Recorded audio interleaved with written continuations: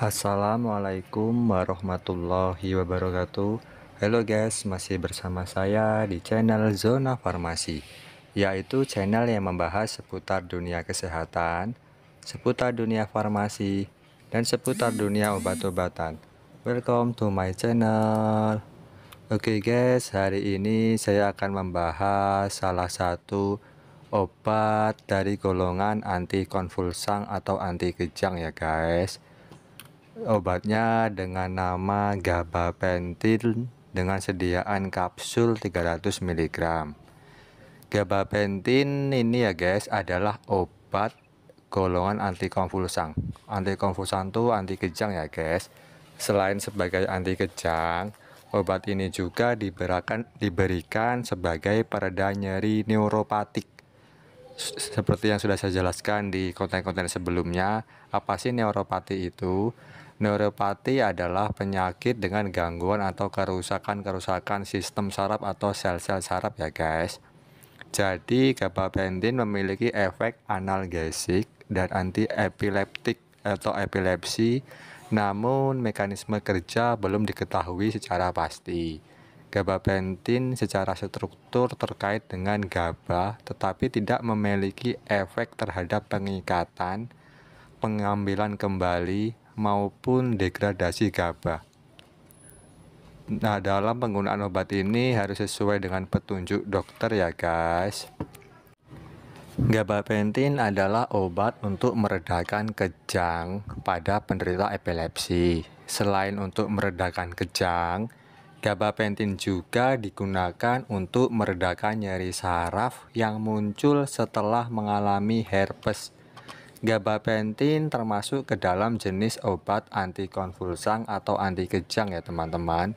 Kejang dan nyeri saraf itu biasanya terjadi karena terdapat senyawa kimia dan saraf yang bekerja terlalu aktif atau terlalu keras.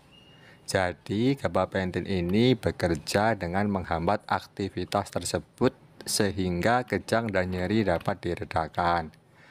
Perlu teman-teman di rumah ketahui bahwa gabapentin tidak dapat menyembuhkan epilepsi, melainkan hanya mengendalikan kejang selama dikonsumsi secara rutin. Gabapentin ini tersedia dalam bentuk kapsul dan hanya boleh dibeli dengan resep dokter ya teman-teman. Saya tekankan sekali lagi, hanya bisa dibeli dengan resep dokter atau arahan dokter atau arahan instruksi apoteker setelah ada penegakan diagnosa dari dokter, karena obat ini berlogo huruf K dengan lingkaran merah yang menandakan obat keras yang hanya bisa dibeli dengan resep dokter. Merek dagang obat ini sangat banyak ya teman-teman di apotek-apotek di luar sana. Ada dengan merek Alpentin, Epiven, gabapentin generik, Gabasan, Gabexal, Gabatin, Gabesco, Galepsi, Ganin, Nepatik, Neurontin, Neurosantin, dan masih banyak lainnya ya teman-teman. Sipentin juga ada, Tineuron. Itu yang saya hafal teman-teman. Teman-teman bisa mencari di apotek-apotek terdekat, itu biasanya dengan nama gabapentin generik, yang penting kandungannya. Tapi harus sudah ada diagnosa dari dokter ya teman-teman, karena ini merupakan kategori anti kejang dan pereda nyeri neuropati yang manfaatnya buat meredakan kejang atau nyeri neuropati termasuk akibat herpes. Tentunya teman-teman sudah sering mendengarkan kata-kata epilepsi atau penyakit epilepsi. Kalau di bahasa awamnya tuh biasanya tuh dinamakan ayan ya teman-teman. Epilepsi ayan dengan gejala kejang, bisa disertai dengan mulut berbusa atau badan kejang-kejang, itu namanya epilepsi. Kalau bahasa awam disebutnya ayan. Epilepsi itu apa sih? Ayan itu apa sih? Jadi gini teman-teman, epilepsi itu adalah sebuah gangguan pada saraf yang membuat penderitanya mengalami kejang atau hilang kesadaran. Gejala-gejala ini bersifat kambuhan dan dapat muncul tanpa pemicunya ya teman-teman. Jadi guna mengendalikan kejang tersebut, pasien memerlukan terapi obat. Salah satu jenis obat yang sering digunakan untuk mengurangi gejala kejang adalah gabapentin yang saya ulas ini ya teman-teman.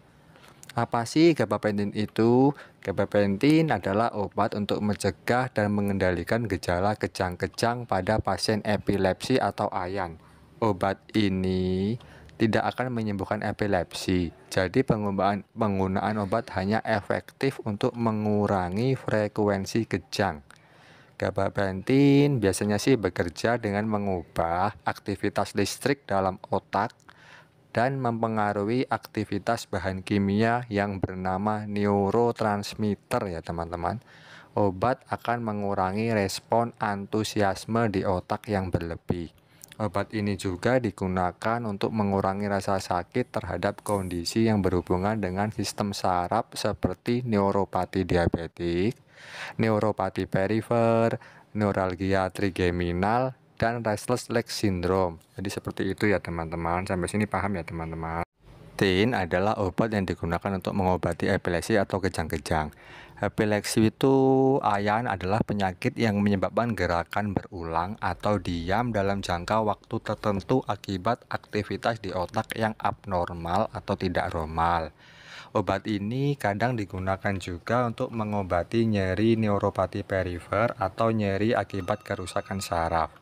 Rasa nyeri akibat penyakit ini ditunjukkan dengan sensasi terbakar dan nyeri seperti ditusuk-tusuk jarum yang terjadi selama berbulan-bulan atau bertahun-tahun. Seperti itu ya teman-teman. Gabapentin bisa juga digunakan untuk mengurangi rasa nyeri akibat herpes zoster atau meredakan gejala sindrom kaki gelisah. Ada beberapa cara dari obat ini, yakni mengurangi aktivitas abnormal di otak yang menyebabkan kejang, dan mengubah cara tubuh dalam merasakan rasa sakit di otak sehingga membantu meredakan nyeri. Seperti itu. Saya ulang sekali lagi, kejang itu biasanya disebabkan oleh adanya masalah di saraf pusat atau kelainan fungsi otak. Kondisi ini ditandai dengan gerakan anggota tubuh tidak terkendali baik yang teratur maupun tidak. Nah, salah satu penyakit dengan gejala tersebut adalah epilepsi atau ayan. Untuk mengatasinya, dokter tuh biasanya ngeresepin obat gabapentin. Gabapentin dapat mengendalikan gejala kejang-kejang seperti pada penderita epilepsi. Obat keras tersebut tidak dapat menyembuhkan epilepsi, hanya berfungsi untuk mencegah kejang selama dikonsumsi secara rutin. Gabapentin juga diresepkan untuk meredakan rasa sakit berkelanjutan akibat kerusakan saraf seperti pada penderita diabetes dan cacar api. Cara kerja obat gabapentin ini mempengaruhi senyawa kimia dan saraf pada tubuh yang memicu kejang dan beberapa tipe rasa nyeri. Itu saja ya teman-teman yang bisa saya sampaikan. Terima kasih teman-teman, semoga bermanfaat untuk teman-teman di rumah. Jangan lupa subscribe, like, and comment ya teman-teman.